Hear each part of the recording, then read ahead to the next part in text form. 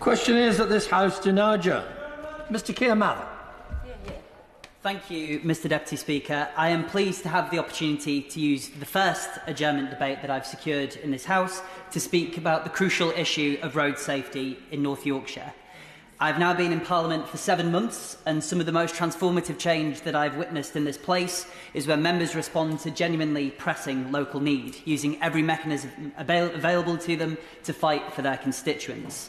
And this is one such case. In my rural constituency of Selby and Ainsty, dangerous drivers and inadequate speed calming measures mean residents in the communities I represent live in fear. According to data provided by the House of Commons Library, there have sadly been 36 fatal casualties in Selby and Ainsty between 2018 and 2022, second only to Skipton and Ripon, where 46 fatal casualties occurred across the same period. The root causes of these issues in my area are clear. Selby and Ainsty has multiple arterial high-speed roads which pass through village communities with inadequate traffic calming measures and rural lanes and streets that were never designed for the motor traffic that we see today. When these infrastructure challenges are combined with the actions of dangerous and reckless drivers, they can have truly lethal consequences. In the village of Hambleton last month, a person tragically lost their life in a very serious collision. They were attempting to cross the A63, a dangerous main road through the village on which cars travel at unsafe speeds, despite it being surrounded by residential new build estates and being very close to a local school. But this isn't an isolated incident. There have been multiple accidents on this specific stretch of road, and yet despite the work of local residents who have set up a road safety action group, the danger remains, and I would be grateful if the Minister could provide some advice about what measures are at this community's disposal to push so that action is taken, action that I will certainly continue to fight for in this House. Now, I want to make something very clear. In North Yorkshire, too much of the debate on road safety has been wrongly co-opted into a wasteful, irresponsible and distracting form of culture war by the party opposite. Now, the Conservative Party holds a majority on North Yorkshire Council. The executive position for highways has 10 of the county's 12 MPs. If it wanted to do something about road safety in my constituency and across the county, they could do so. Instead, they have spent recent months jumping at shadows, fighting anti-motorist policies which don't exist, and opposing 20-mile-per-hour blanket bans that have never been proposed. All the while, communities in the Selby district are crying out for political representatives who will take the issue of road safety seriously. Now, what is too often forgotten in this debate is that when a motorist steps out of their car in a village like Cawood or a town like Sherburn and Elmet, they too are local people who want to enjoy their communities in safety with their family. Rather than fomenting divisions that don't exist, this government and North Yorkshire Council need to sit up, get serious and listen to the concerns of local residents in my area who cannot wait another day for action to be taken. Now, the Minister could forgive residents across North Yorkshire for their confusion at the mixed messages they've received from the party opposite. Confusion that has meant that common sense ways to limit dangerous driving have not been taken.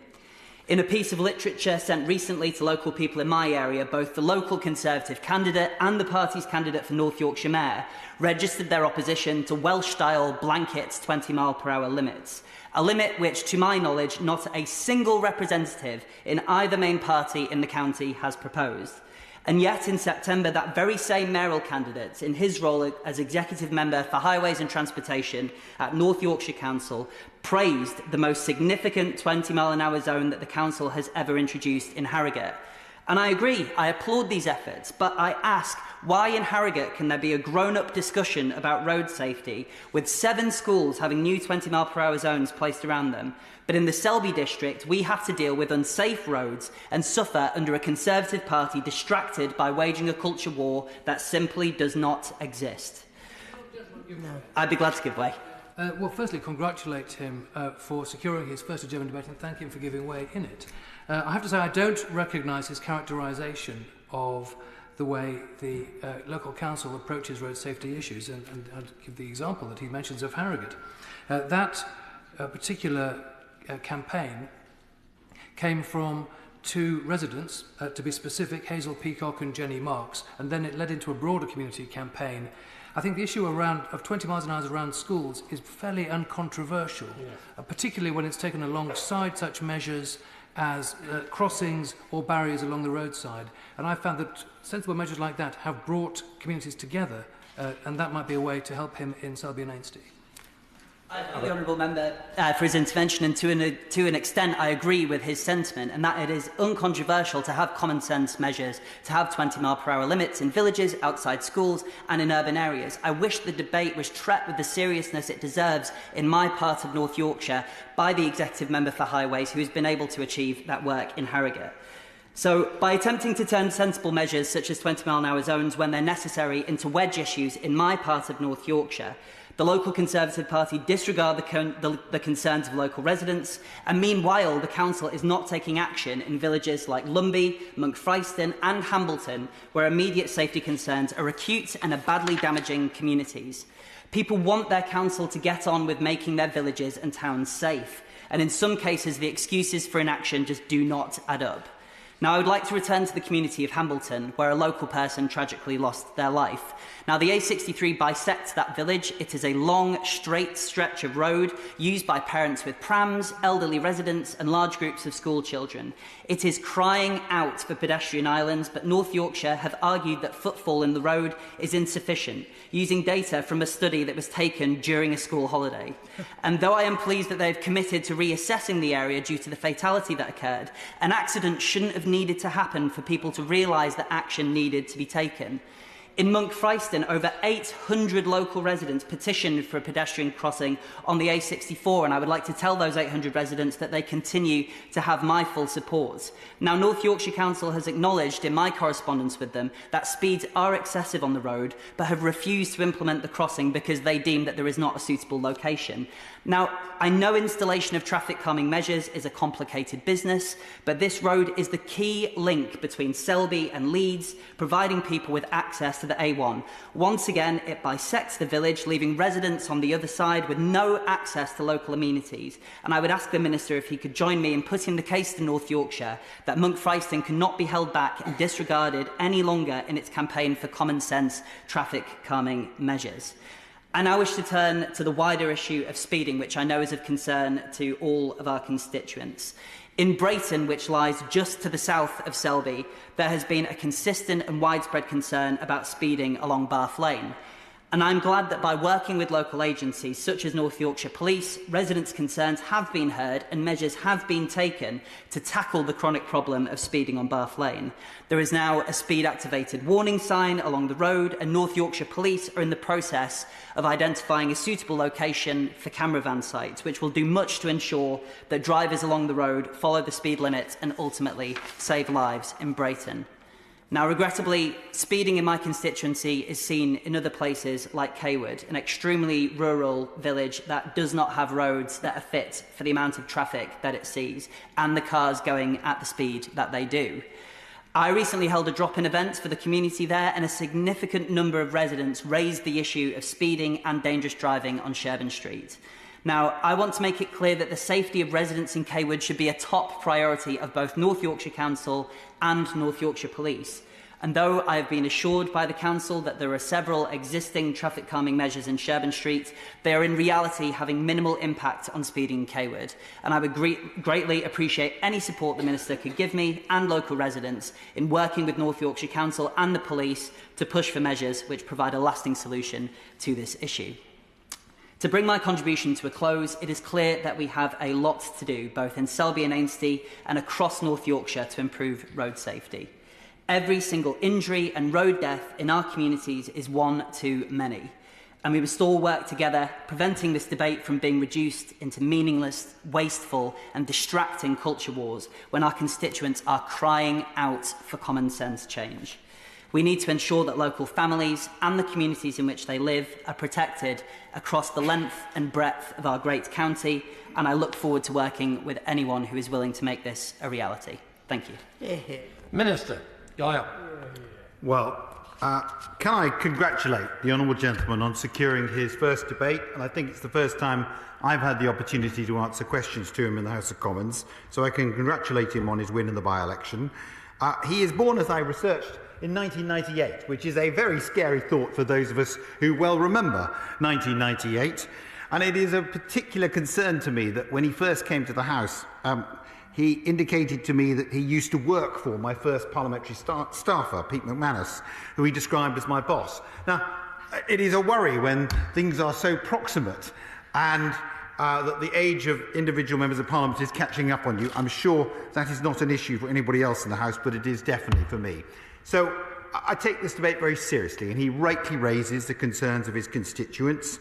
I pass on my condolences on behalf of the government, on behalf of all people here today, for the recent fatality that has taken place. And before responding to the essence of what he wants to say, I want to try and make it clear that clearly every death or serious injury on our roads up and down the country, not just in North Yorkshire, is a tragedy, and we continue to work tirelessly to improve road safety for all users. And that's not just drivers, it is obviously pedestrians, it is motorcyclists, cyclists and mobility scooter users. However, the facts are that Britain has some of the safest roads in the world. The most recent records show that 1,711 people were killed and 28,000 people were seriously injured on our roads. However, any individual so affected is clearly a tragedy for themselves and their families, and we want to work to try and address that. There is a number of different points I want to try and make. Clearly, speed calming measures were a massive part of his debate, and local authorities, as he rightly identifies, have powers under the Highways Act 1980 to install a range of traffic calming measures. Clearly, road humps, chicanes, other such features have all been proven to reduce inappropriate vehicle speed, which, as well as reducing the risk of collisions, also lessens the severities of any that do occur. There are also ability to install other measures to improve road safety, such as pedestrian crossings and 20-mile-an-hour speed limits. Now, the Department for Transport produces a wide range of good practice advice to help local authorities design and then deliver such measures. It is for the local council to decide what measures may be appropriate in different locations, taking into account a vast number of different criteria. The department does not set a numerical criteria for footfall or collision numbers, which must be met to justify installation of such safety measures. The local authorities can choose to set out their own such criteria, but that is a decision for them. Can I turn to the vexed issue of 20-mile-an-hour zones? Because clearly, any individual in this House will be acutely aware that the introduction of the effective, it's not total, but it is an effective 20-mile-an-hour zone in Wales, has been a singularly unpopular policy that has caused great concern, and it is certainly not something that the government supports. But then, on the other hand, there is not a single member of Parliament, as far as I'm aware, who would be against the concept of 20-mile-an-hour zones around schools.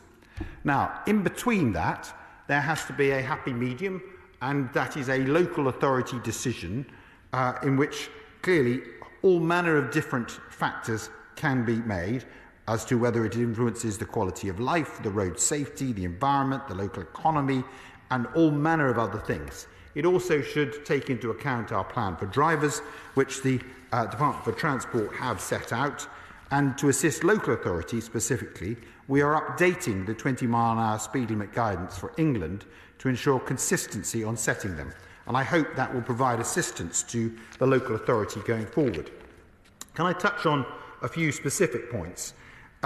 In relation to the statistics for his constituency, and I asked for the statistics dating back some considerable time. So the source is the Stats 19 data adjusted for changes in reporting systems, but the KSI casualties on an adjusted basis showed 46 in 2022, but the figure in 2009, for example, was 138. All numbers are too high. We all accept that. But I don't think it should be, there was much criticism of the local authority in this government. I can gently point back to him that if I take his 2009 figures, when this was not the government and the Labour government was in charge, the figure was 138 for his constituency. In the latest figures of 2022, it was 46. That is a significant difference, and it has been in single figures since 2013. Now, one can bandy statistics around, but what is quite clear is it has come down significantly. There are a couple of key points to note on that. The first is that clearly there has been significant investment in North Yorkshire in the investment that's taken place in the A59 Keck-Skill scheme, the A164 and Jockslodge Junction improvement, the A1237 York Outer Ring Road dualling, the A1079 improvement scheme, the A1237 York Outer Ring Road. I merely make the point that those are improvements to roads which inevitably will improve safety. And on the point of road safety, of course. Thank you very much for giving way. Just on the point of investment in the area, he will obviously have seen the local transport fund allocations allocated to York and North Yorkshire Combined Authority, £380 million allocated only yesterday. Will that sum of money have the capacity, when it's decided we have our local mayor in place, could that be used to fund road safety improvements through capital projects? Well, Minister. The answer is yes, quite simply, and it is a legitimate point to say that new money can be, which was announced only yesterday and with visits up and down the country as a result of the Prime Minister's decision in respect of the second leg of HS2, has seen £4.7 billion of local transport fund being made available to a large number of local authorities, which is a 7-year fund for individual local authorities outside city regions who receive what is called the CRSTS fund in the North and in the Midlands. Now, the LTF includes £2.5 billion for local authorities in the North, £2.2 billion for local authorities in the Midlands, and that funding will be available from the 1st of April 2025. That allows local authorities or combined authorities to plan, set out their processes, consult in the appropriate way, and then deliver going forward. The York and North Yorkshire Combined Authority will receive £379 million, so I correct him by £1 million, of that local transport fund. And I think that will be game-changing. And there was much criticism of the local authority, but I met with Keir Duncan and members of the local representatives and members of Parliament when I visited the region at the beginning of January, and I was impressed by their commitment to try and do transformational work for North Yorkshire, which includes making the case for further funding, which we have been delighted, as my honourable friend outlined, to set forth and provide. It can address, that funding can address road improvements, it can address pelican crossings, it can do road safety measures, it can do traffic calming measures, it can do other particular points, and the guidance will be published shortly, but it can only be welcomed, in my humble opinion, that this is dramatic new money to assist with specific transport policies. I go on with a few extra points that I wanted to try and make. The road safety is determined fundamentally, though, by individual drivers. And we should acknowledge that we can all throw brickbats at local authorities or government, but we require individual drivers to change their ways. And my old friend, I believe, when he was in the Department for Transport, instituted the changes to the Highway Code. He instituted changes to the driving test.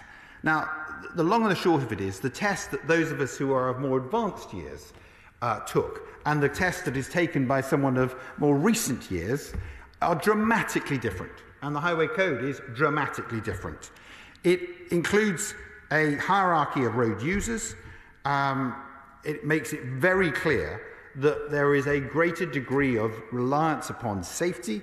It is also very much something that we are conscious that the driver needs to be better qualified.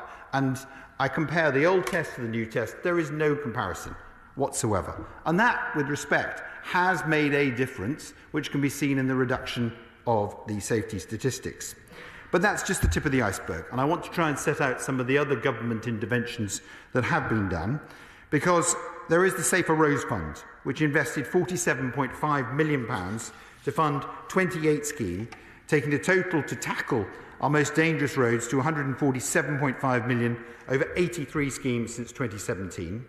There's interventions to legislate on some of the most dangerous activity on our roads.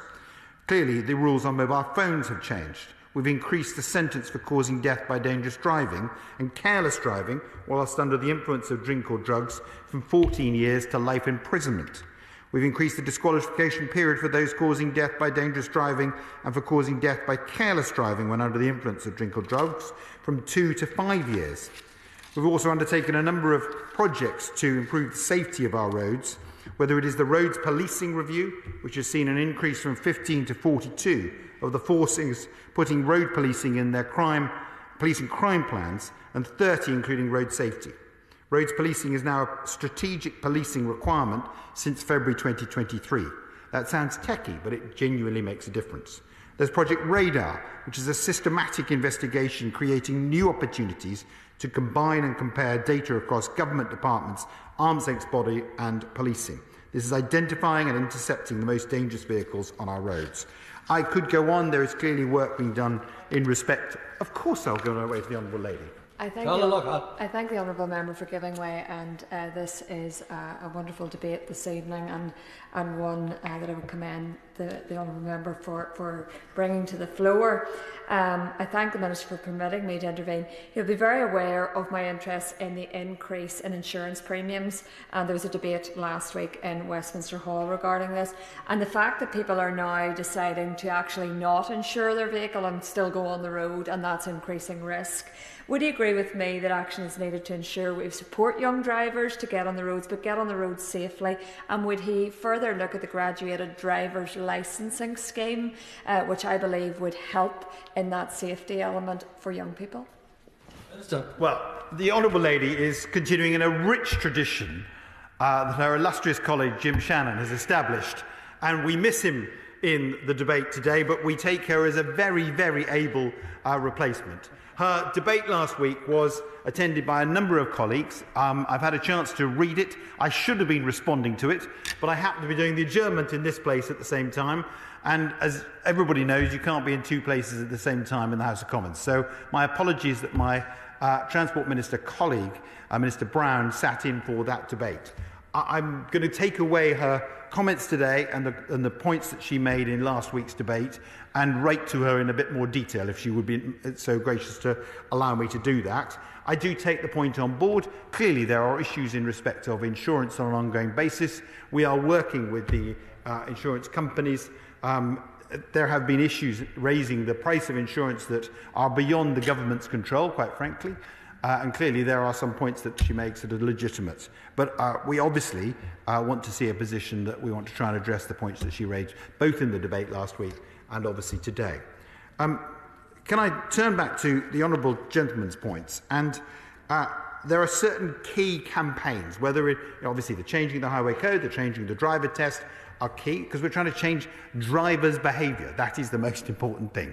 And we can rail against individual pieces of roads, but that is the way we really change road safety. And the Department for Transport's Think campaign continues to target the most at-risk group. Its aim is to reduce the number of people killed and seriously injured on the roads by changing attitudes and behaviours. I could go on in more detail, but can I make a couple of final points, which is the Safer Roads Fund has done certain key projects in North Yorkshire, whether it is £900,000 for the A167, £615,000 for the A682, £7 million for the A684 and £2.9 million for the A6108. These are substantial investments that the government in the past has made, and there is substantial investment that will follow the announcement only yesterday, which makes this debate all the more relevant. To conclude, Mr Deputy Speaker, I want to congratulate the honourable gentleman on his first debate. He raises important points for his local community, and I'm certain that they will take those on board. I want to gently push back on the points that he makes in terms of either the statistics locally, the actions of his local authority, and the complexity of these issues. But I also want to make the very key point that it is in all our interest to try and improve road safety up and down the country. The question is that this House to stand adjourned. Does many of that opinion say aye? Aye. Contrary, no. The ayes have it. Order, order.